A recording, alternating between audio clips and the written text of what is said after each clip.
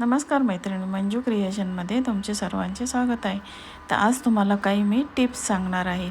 तर बघा, आता आपल्याकडं आपण हँडवॉशचं मोठं पाऊच आणतो आणि ते रिकामं करतो. तर रिकामं झाल्यानंतर फेकून देत, म्हणून फेकून द्यायच्या अगोदर आपण त्यामध्ये एक ग्लासभर पाणी टाकून घ्यायचं आहे. तर बघा, आता यामध्ये आपण एक ग्लासभर पाणी टाकून ते व्यवस्थित असं खळबळून घ्यायचं आहे. आता आपण त्यामध्ये पाणी टाकून घेऊया. आणि आता पाणी टाकून घेतल्यानंतर आपल्याकडं स्प्रे बॉटल असते, त्या स्प्रे बॉटलमध्ये ते पाणी आपण टाकून घ्यायचं. तर व्यवस्थित असं हे खळबळून ते पाणी आपण स्प्रे बॉटलमध्ये टाकून घ्यायचं आहे. तर बघा, आता स्प्रे बॉटलमध्ये पाणी टाकून घेतलेलं आहे. आणि आता नंतर काय करायचं, आपण स्प्रे बॉटलमध्ये आपण पाणी भरून घेतल्यानंतर त्यामध्ये 1 चमचा बेकिंग सोडा टाकायचा आहे. यामध्ये आपण 1 चमचा भरून बेकिंग सोडा टाकून घ्यायचा आणि एक छोटी वाटी भरून आपल्याला त्यामध्ये व्हिनेगर टाकायचं आहे. आता एक छोटी वाटीभर व्हिनेगर आणि 1 चमचा बेकिंग सोडा टाकून घेतला आहे.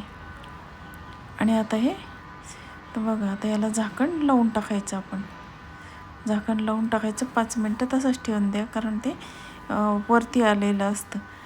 आणि नंतर काय करायचं, आपण तो स्प्रे किचन ओटा, डायनिंग टेबल याच्यावर स्प्रे करायचा. गॅसची शेगडी, आता गॅसची शेगडी आपण काही रोज धुत नाही, धुतल्यामुळं ती गंजून जाते. मग अशा वेळेस हा स्प्रे आपण गॅसच्या शेगडीवर स्प्रे करायचं ते पाणी, आणि नंतर फक्त कपड्याने पुसून घ्यायचं. अगदी काही त्याला जोर द्यावा लागत नाही. अगदी स्वच्छ अशी गॅसची शेगडी 1 मिनटामध्ये आपली गॅसची शेगडी एकदम क्लीन होऊन जाते.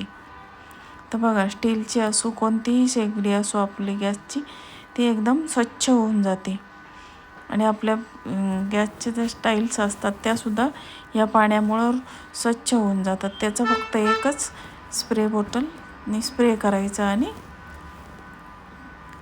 स्वच्छ पुसून घ्यायचं. तर बघा मैत्रिणी, फक्त पाण्याचा स्प्रे केला तरी आपली गॅसची शेगडी किती स्वच्छ झाली आहे. त्याला कोणताही आपल्याला जोर द्यावा लागत नाही. अगदी पटकन सगळे डाग, तेलाचे डाग, सगळे डाग आपले या पाण्यामुळे निघून जातात आणि आपल्या हँडवॉशसुद्धा वाया जात नाही. तर बघा, आपली गॅसची शेगडी किती क्लीन झाली आहे. फक्त पाण्याचा स्प्रे मारला आहे त्याच्यावर, बाकी काही केलं नाही. आपण हा स्प्रे बॉटल ही भरून ठेवायची आणि आपण ही रोज ही स्प्रे बॉटलमधलं पाणी स्प्रे करून ही गॅसची शेगडी आणि किचन ओटा पुसून घ्यायचा. किचन ओटा पण बघा किती स्वच्छ होऊन जातो. फक्त एका स्प्रेमध्येच तो स्वच्छ होऊन जातो. तर बघा, आता किती क्लीन झाला आहे आपलं. आता माझ्या गॅसच्या आता तुम्हाला डायनिंग टेबल क्लीन करून दाखवते. बघा, माझा डायनिंग टेबल पण ब्लॅक कलरचंच आहे. बघा, आता फक्त एकदा स्प्रे बॉटलनी स्प्रे केलं आणि फक्त नॅपकिनने ते पुसून घ्यायचं. फक्त एकदा पुसल्याबरोबर हा डायनिंग टेबलसुद्धा एकदम क्लीन होऊन जातो.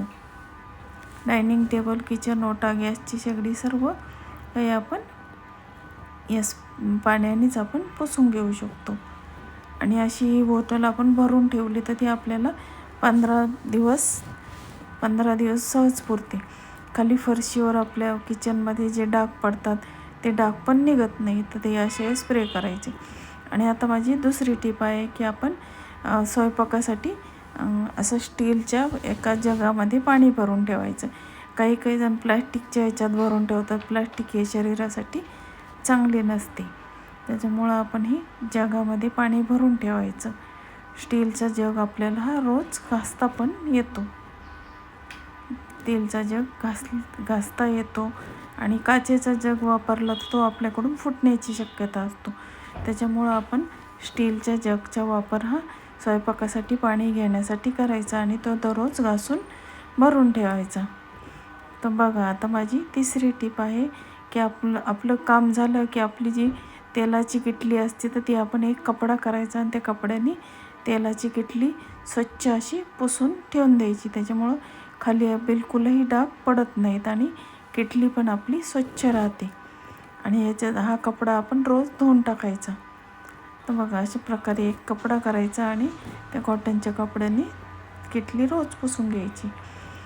आणि आपली आता माझी चौथी टीप आहे की आपण एक ट्रे घ्यायचा आणि त्या ट्रेमध्ये आपण तेलाचं भांडं, तुपाचा डब्बा आणि तेलाची किटली ही ट्रेमध्ये ठेवायची. कारण आपला किचन ओटा खराब होत नाही ना, आपल्याला ट्रे हा घासून स्वच्छ करता येतो. ट्रे हा पटकन स्वच्छ होऊन जातो. मग आपल्याला जो ट्रे लागत नाही तो ट्रे आपण अशा तेलाची किटली ठेवण्यासाठी उपयोगात आणायचा. तर बघा असं मोठा ट्रे घेऊन त्यामध्ये तेलाचं छोटं भांडं, तुपाचा डबा आणि तेलाची किटली आपण त्या ट्रेमध्ये मांडून घ्यायची. तर बघा त्याच्यामुळं आपलं खाली किचन ओटाही खराब होत नाही आणि ती जागा पण स्वच्छ राहते. आता माझी दुसरी टीप आहे की आपण जेव्हा सिलेंडर लावतो मग आपल्या तारीख काही लक्षात राहत नाही कधी सिलेंडर लावला आणि मग आपल्याला कधी पटकन ते सिलेंडर संपून जातं. मग अशा वेळेस सिलेंडर लावल्याबरोबर त्याच्यावर आपण एक खडूनी तारीख टाकून ठेवायची, जेणेकरून आपल्या तारीख आपल्याला लक्षात राहत नाही. मग सिलेंडरवर पाहिल्यावर आपल्या लक्षात येतं की सिलेंडरला किती दिवस झाले लावून. आणि नंतरची टीप आहे की आपल्याकडं कॅलेंडर आता भरपूर येतात, असे फ्रीचे कॅलेंडर येतात. मग त्याचा यूज आपण काय करायचं, एक छोट्या कॅलेंडरवर आपण दुधाचा हिशोब लिहिण्यासाठी ते कॅलेंडरचा उपयोग करायचा आणि ते कॅलेंडरला एक पेन लावून ठेवायचा की मग प्रत्येक वेळेस आपल्याला डायरी बघावी लागत नाही आणि आपल्या दुधाचा वगैरे हिशोब आपण पटकन त्या कॅलेंडरवर लिहून ठेवायचा. आणि त्याच्यामुळं आपला वेळही वाचतो आणि आपल्याला डायरीसुद्धा लागत नाही. आणि आता नंतरची टीप आहे की आपण किचन टेबलवर आपण नेहमी एक टिश्यू पेपर, स्टँडमध्ये टिश्यू पेपर ठेवायचे. कारण आपल्याकडून कधी कधी तेल वगैरे सांडलं जातं किचनमध्ये, त्यामुळं टिश्यू पेपरमुळे आपल्याला तेल पुसणं वगैरे सोपं जातं. तेलकट डाग पडले किचन ओट्यावर वगैरे तर हे आपण पटकन टिश्यू पेपर घेऊन ते क्लीन करू शकतो. आणि टिश्यू पेपरने हे तेलाचे डाग हे पटकन क्लीन होतात आणि शोषले जातात. तुम्हाला जर माझ्या टिप्स आवडल्या